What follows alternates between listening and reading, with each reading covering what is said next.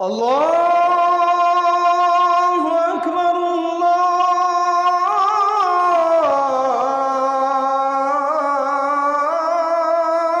আকবার। বাচ্চাকে বলবো না বাচ্চার বাপ মারে? আচ্ছা, যদি বাপ মার জন্য হয়, আমি আপনাদের কাছে সিনসিয়ারলি বাচ্চাদের বিষয়ে কয়টা কথা বলতে চাই। প্রিয় ভাই এবং বোনেরা যারা আমাদের কথা শোনেন, আমি আপনার কাছে 6টা কথা বলবো। বাচ্চা কাচ্চা কথা শোনে না, আর 2টা দোয়ার কথা বলবো। দেখেন, যদি এটা করি আশা করি কাজ হবে ইনশাআল্লাহ।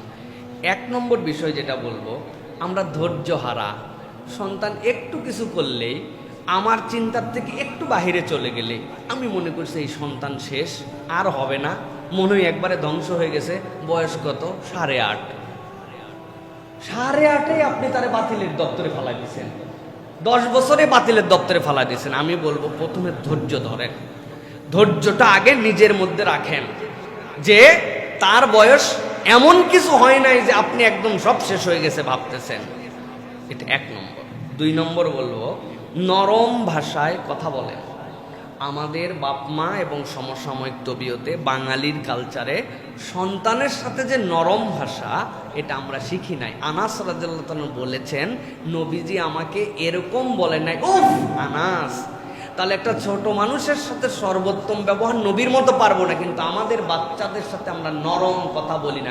এই বাচ্চাতে আয়, এই পড়তে বস, কই গেলি রে, তাড়াতাড়ি রেডি হ, জলদি গোসল কর, বাড়ালি না কেন এখন?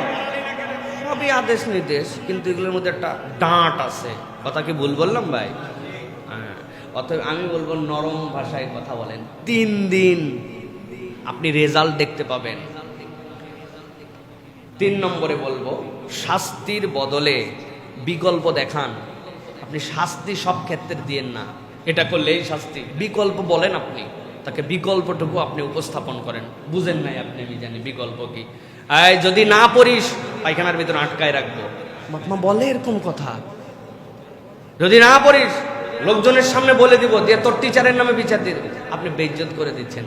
আপনি যদি পারিস তাহলে তোর জন্য কিন্তু আব্বু এইটা রান্না করে তোরে খাওয়াবো, যদি করিস তাহলে এই গিফটটুকু কিন্তু মাসের শেষে তোকে দিব। এই যে আপনি শাস্তির বিকল্প তার সামনে না দিয়া, খালি সব সময় মনে হচ্ছে আপনার বাড়ি জেলখানা আর আপনি হচ্ছেন জেলার। এই যে আপনি ফ্যাসিস্ট চরিত্র নিয়ে আসছেন, এই কারণে সন্তানরা এলোমেলো হয়ে যাচ্ছে। এরপরে 4 নম্বর যেটা বলবো, উদাহরণ দিয়ে শিক্ষা দেন। নিজে সালাত আদায় করে না, বাচ্চা কাচ্চারে কয় নামাজ পড় নামাজ পড়। আপনি যায় নামাজে দাঁড়ানোর আগে অজু করছেন, তখন তারে অজু করে পাশে নিয়ে আসেন, উদাহরণ দিয়ে শিখান। নিজে মোবাইল নিয়ে বলছে, তোদের কিন্তু মোবাইল দেখা অনেকক্ষণ হয়েছে, আমি দেখছি, রাখ রাখ। উনি ঠেলতেছে, আছে না? হ্যাঁ, উদাহরণ দিয়ে শিক্ষা দেন। আপনি নিজে উদাহরণ হন তার জন্য। এরপরে বলবো, প্রিয় ভাইয়েরা, ভালো কাজের প্রশংসা করেন। আপনার সন্তান ভালো কাজ কিছু করলে আপনি চিন্তা করার জন্যই তো দিছি স্কুলে, এর আবার বলার কি আছে, এরকম মুড আছে আমার। প্রত্যেকটা ভালো কাজের প্রশংসা করেন। সে যেটা ভালো করেছে, মাশাআল্লাহ নামাজ পড়ে ফেলছো, বাবারে বাবা তুমি অজু করে ফেলছো, বা নিজের কাজ নিজে তুমি করতে শিখছো, মারে মুজা আজকে তোমারে খুঁজে দিতে হয় নাই, তুই তো তোর মুজা বাইর করে ফেলাইছিস।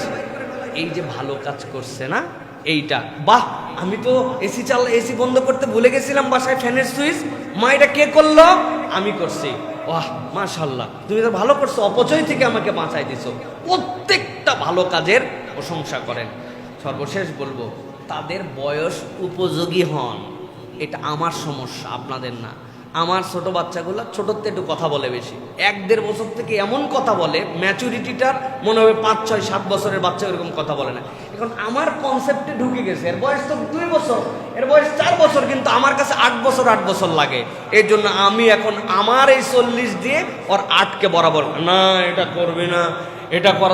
আর বাচ্চার ফিল কি আর আপনার ফিল কি, আপনাকে তো বরাবর হয়ে বুঝতে হবে।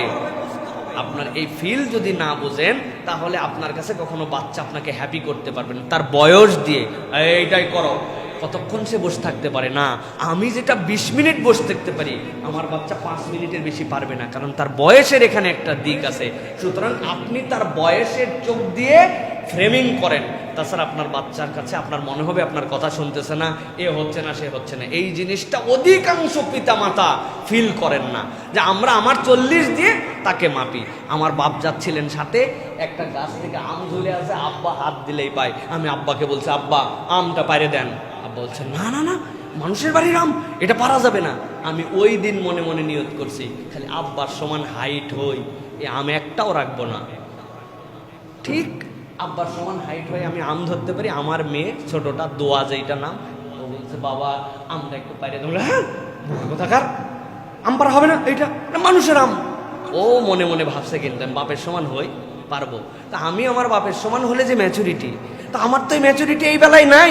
এখন আমি দুইজনকে যদি সমান করি, ওই জায়গায় যাওয়ার পর আমি বুঝবো যে আমি যেটা করছিলাম। এই জন্য আমাদের বাপ মার এই শৃঙ্খলা দেওয়ার ক্ষেত্রে আমরা মাপে যোগ বিয়োগে ভুল করে ফেলি। এই জন্য সন্তানকে মনে করি কথা শুনতেছে না, এটা একটু নিজে নিজে ভেবে ভেবে বের করার জন্য চেষ্টা করবেন। দুইটা দোয়ার কথা বলেছি, একটা দোয়া সূরা ফুরকানের 75 নম্বর আয়াত, র্যান্ডম নামাজে কালামে হাত তুলে দোয়ায় সন্তানের জন্য, রব্বানা হাবলানা মিন আজওয়াজিনা ওয়া যুররিয়াতিনা কুররাতা আয়ুনিন ওয়াজআলনা লিল মুত্তাকিনা ইমামা। আল্লাহ, আমার সন্তান, আমার পরিবারকে আমার চোখের জন্য শীতলতা বানায় দাও, আমার বাচ্চা কাচ্চাগুলোকে মুমিনদের মুত্তাকিদের নেতা বানায় দাও। সুবহানাল্লাহ।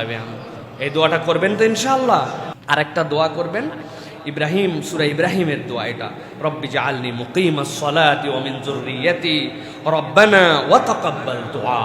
আল্লাহ, আমি এবং আমার পরিবারকে নামাজীদের দপ্তরে লিখে নাও। ও আল্লাহ, তুমি আমার দোয়াটা কবুল করে নাও। এটা সূরা ইব্রাহিমের 40 নম্বর আয়াত। এই দুটা দোয়া র্যান্ডম করেন, আর যে 6টা জিনিস বললাম এটা একটু অ্যানালাইসিস করে করেন, ইনশাআল্লাহ। এই বাচ্চা কাচ্চা অবাধ্য হয়ে পৃথিবীতে আসে নাই। আল্লাহ রাব্বুল আলামিন আমাদের বাচ্চা কাচ্চাগুলোকে আমাদের চোখের জন্য শীতলতা বানায় দিবেন। আল্লাহুম্মা আমিন।